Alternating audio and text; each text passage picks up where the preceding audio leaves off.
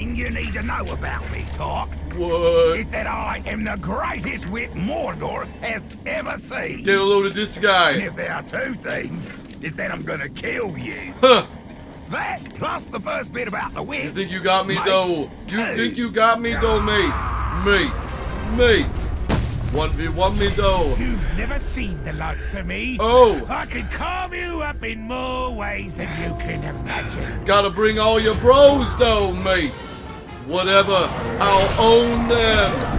So we're talking about Shadow of War on the PS4, the sequel to 2014 Shadow of Mordor.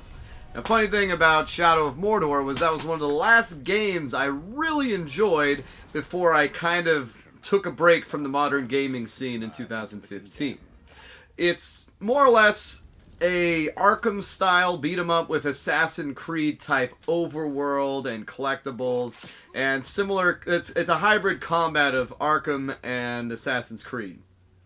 So when I found out they were making a sequel to it, I was very hyped for it. Oh! Where you think you're going? Owned you! So it came out, I'm a decent ways in, and it's definitely a sequel to Shadow of Mordor. Especially the first act. The first act is really just a reacclimation with the game. Combat feels the same. The Nemesis system, everything feels very similar. Which at first kind of annoyed me because the game starts off a little slow in my opinion. It's perfect for people that didn't play the first one. But for this game, it just... Instead of just starting you underpowered, you just start without some of the abilities you had at the end of the last game for no reason. I don't know if it's because you lose Celebrimbor's ring to Shelob, which, nice that they're incorporating more characters from the universe, although I kind of feel like sometimes that detracts from the game. With Shelob, she actually won me over, but still having Gollum in this game constantly is a little bit of a cop-out. I'd rather just see them make more interesting characters, but yeah, I guess that's the way they're going. Although I will say the Night King and the use of the ring wraiths has been very well handled. It was interesting to see the fall of Minas Ithil, which became Minas Morgul. Mate!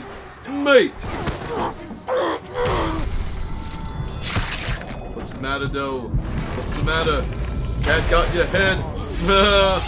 Combat's still solid. The Nemesis system is just, everything is entertaining as always. The meat and potatoes of this game really is the stories you build with the other various captains. So I had this one showdown going on with a guy who every time he would defeat me, he would choose to humiliate me instead of finishing me off. So that made it very easy to eventually beat this guy, which... Of course, that's the captain they resurrect from the dead, which I love when they do that. I love when you kill someone and they somehow come back. And he's the guy who challenges you at the fall of Minas Ithil.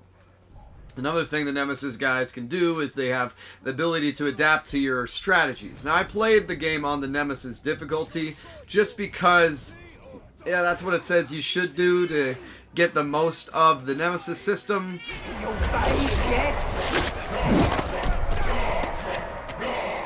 You cheated. That didn't happen.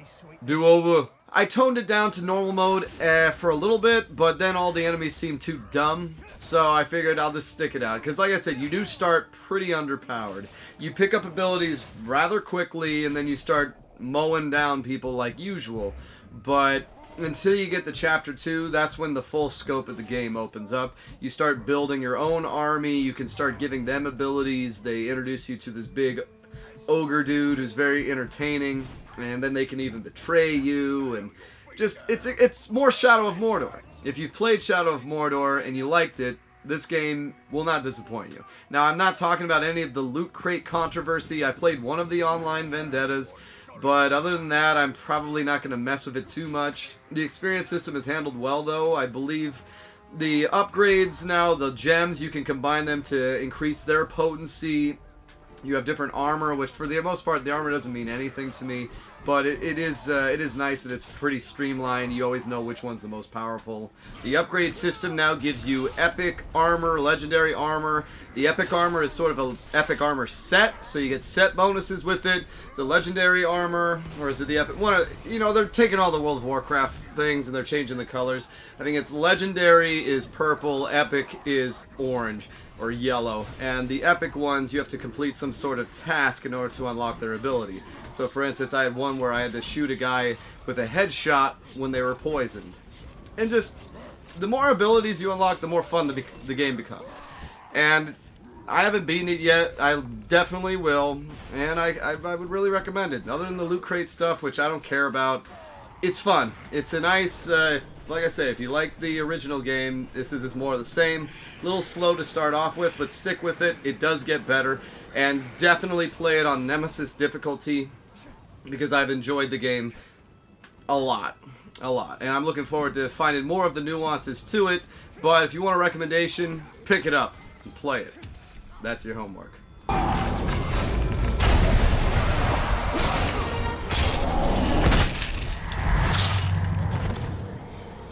Do it. Bring to rest the Black Blade. You know what? You look like you got to split. Oh! Easy mode.